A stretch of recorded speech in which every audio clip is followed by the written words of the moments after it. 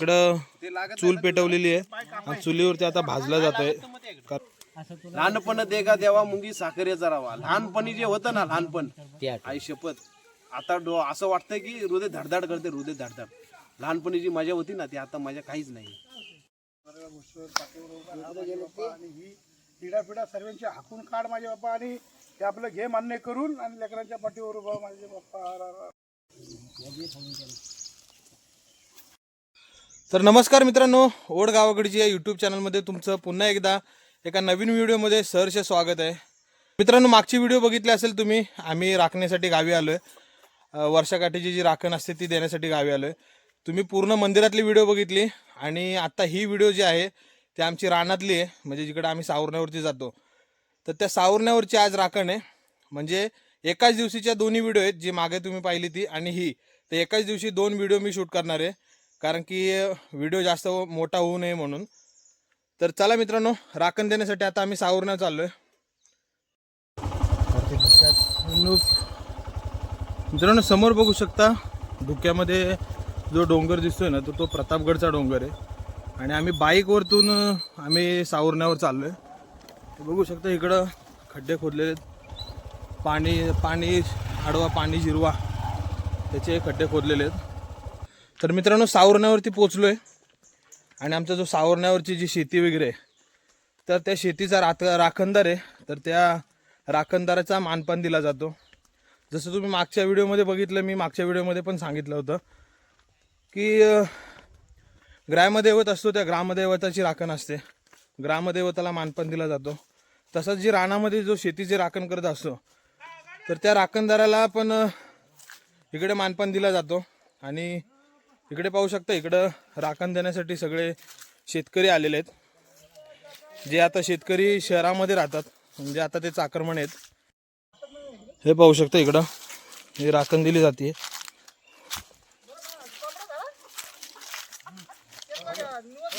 वेळेवर आलंय, हे पाहू शकता. मित्रांनो, इकडे पाहू शकता गावचं इकडचं वातावरण बघा, रानातलं. हे पाहू शकता, हे रानातलं वातावरण.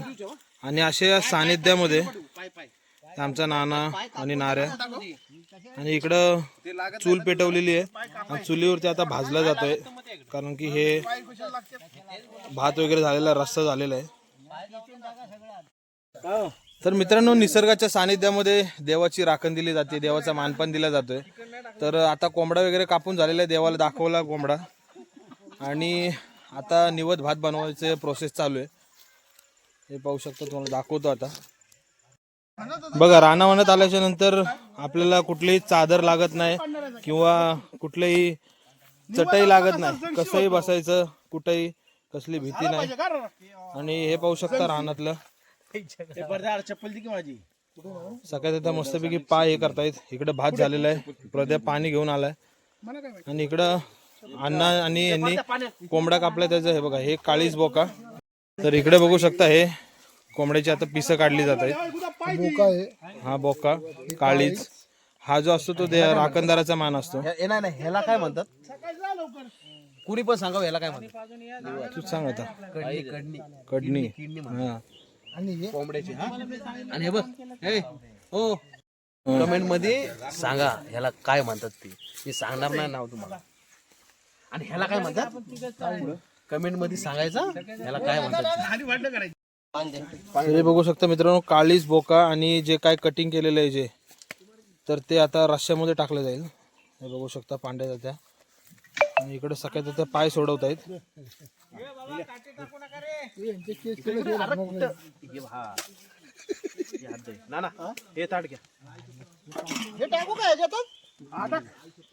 पहिली माणसांना कोंगाल्या नव्हत्या, कोराडी नव्हत्या, काहीच नव्हत्या.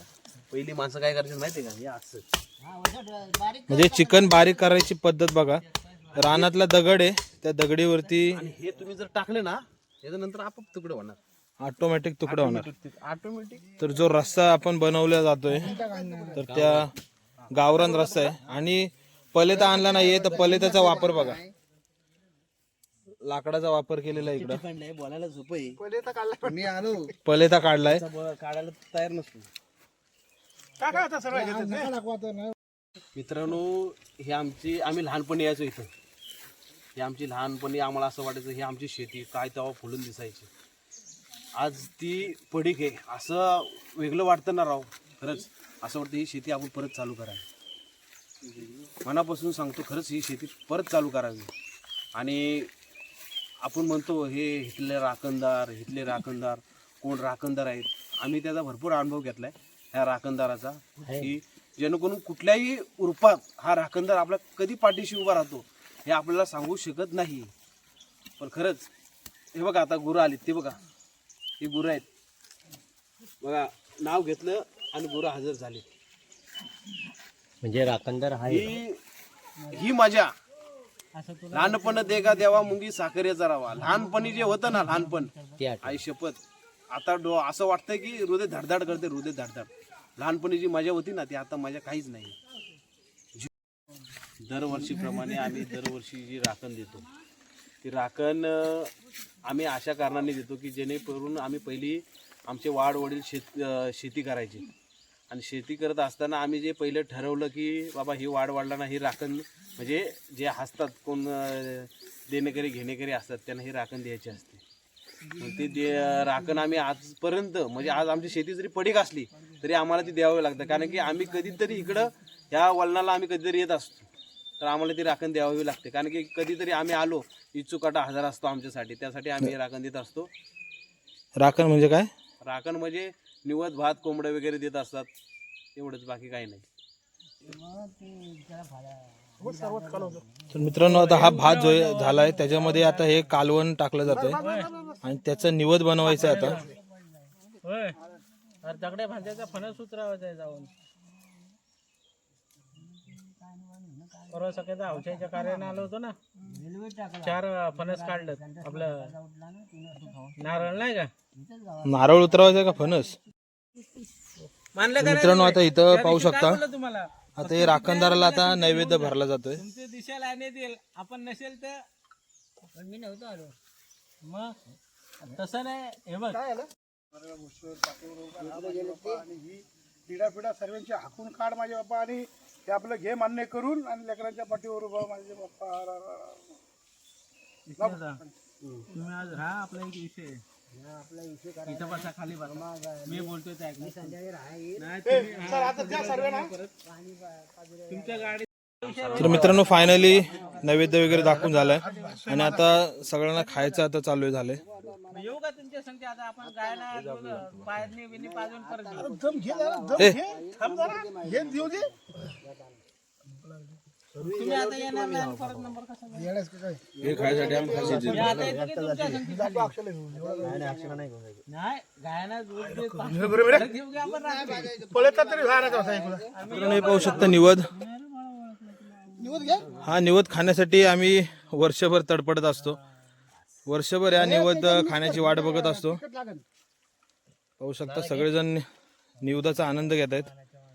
हे निलेश, हे अर्धे राहिलं होते की तिकडे. शिवा, तो काय त्याला पान लाव खाली. इकडे चोका निवद, कारण हे माळकरी आहेत. इकडे निलेश दादा. पहिला हा ह्याला